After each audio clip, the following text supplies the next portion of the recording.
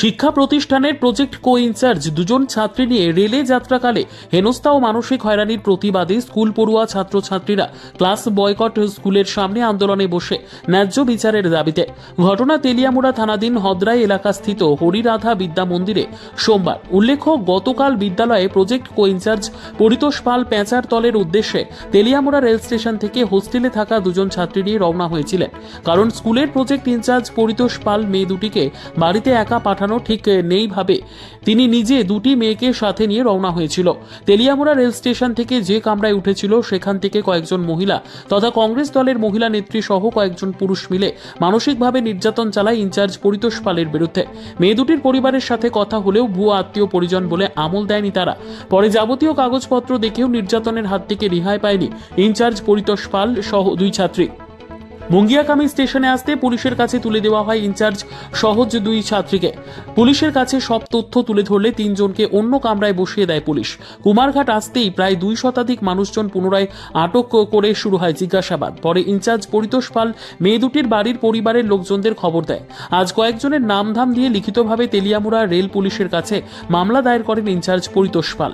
সোমবার এই খবর স্কুলের মধ্যে ছড়িয়ে পড়তে ছাত্রছাত্রীরা সকাল থেকে স্কুলের সামনে বিক্ষোভ প্রদর্শন করে এবং স্কুল বয়কট সিদ্ধান্ত গ্রহণ করে। দোষীদের প্রকৃত শাস্তির দাবি তুলেছেন ছাত্রছাত্রীরা এই বিক্ষোভ প্রদর্শনের মাধ্যমে।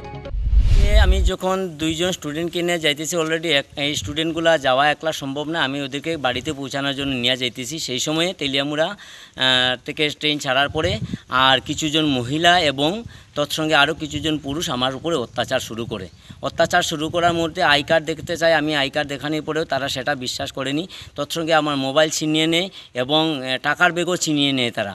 এরপরে এরকম করতে করতে মুঙ্গিয়াকামী আসার পরে পুলিশ যখন আসে, পুলিশ আসার পর আমাদের ভেরিফাই করার পরে পুলিশ আমাদের ছেড়ে দেয়। ফির পুনরায় কুমারঘাট পৌঁছার সময় আর সেই আবার 200-250 জন আমার উপরে এবং মহিলা এই যে 2টা স্টুডেন্ট ছিল স্টুডেন্টের উপরে আক্রমণ শুরু করার 2টা স্টুডেন্টকে সরিয়ে নিয়ে আমাকে এখান থেকে আলাদাভাবে রাখার পর এরপরে তারা পুলিশ যে এত কঠিন পরিস্থিতি ছিল তাকে মারার জন্য আমার বারবার চেষ্টা করে। এরপরে এখান থেকে জাস্টিস করার পরে কোনো তাদের কাছে এটা ক্লিয়ারিফাই হয় না বলে ফির পুনরায় আমাকে কুমারঘাট স্টেশনে নামতে হয়। কুমারঘাট স্টেশনে নামার পরে আর সেখান থেকে আর এই কুমারঘাট থানাতে নিয়ে আমাকে আর তাদের হ্যান্ডওভার করা হয়। হ্যান্ডওভার করার পরে জাস্টিফাইড করার পরে এখানে গার্জিয়ান আসে। গার্জিয়ান আসার পরে যেটা দেখছে এটা অ্যাকচুয়ালি উচিত হয়নি সেই ব্যবহারটা আমার সাথে করা।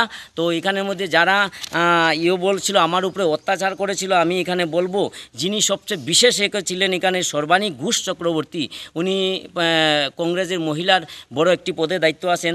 তৎসঙ্গে যিনি মারার জন্য বারবার আক্রমণ করেছিল আমার উপর, রূপা দাস রায়, উনি হলেন সদর জেলার আর আগরতলা সদর জেলার সভাপতি হিসাবে উনার উপর দায়িত্ব আছে সর্বাণী দাস রায়। উনি কিন্তু বহুত হ্যারাসমেন্ট করেছেন। তোর সঙ্গে যারা 250 জন ছিল এত হ্যারাসমেন্ট করেছে এটা বলার মতো না। আমি সেটাই একটা চাইতেছি।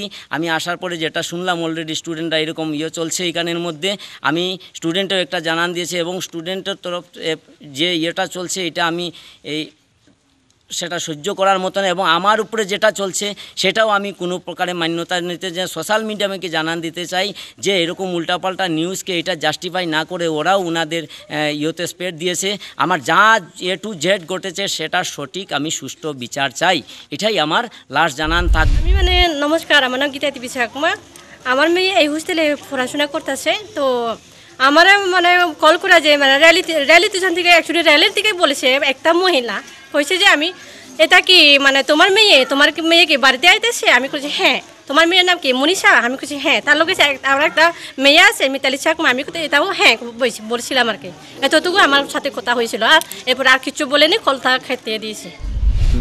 পরবর্তীতেও আমি আর যে সময় আমার স্যারে কল করেছিল আমি গিয়েছিলাম ফেজাতল স্টেশনে আমার মেয়েতে ওয়েট করার জন্য। তো স্যারে কল করার আমার বলেছিল কি দিদি আপনি একটু কুমারঘাট থানাতে আসেন। তো আমি গিয়ে দেখি স্যারের অবস্থা একদম খারাপ হয়ে গেছে। যেটা স্যারের লোকে হয়েছে এটা অরিত্র খারাপ হয়েছে। এটা আর আমি আর কিছু চাই না, স্যারের এটা সব বিচার চাই স্যারের জন্য, এতটুকু আমি চাই। নিজস্ব প্রতিনিধির রিপোর্ট, দুরন্ত টিভি।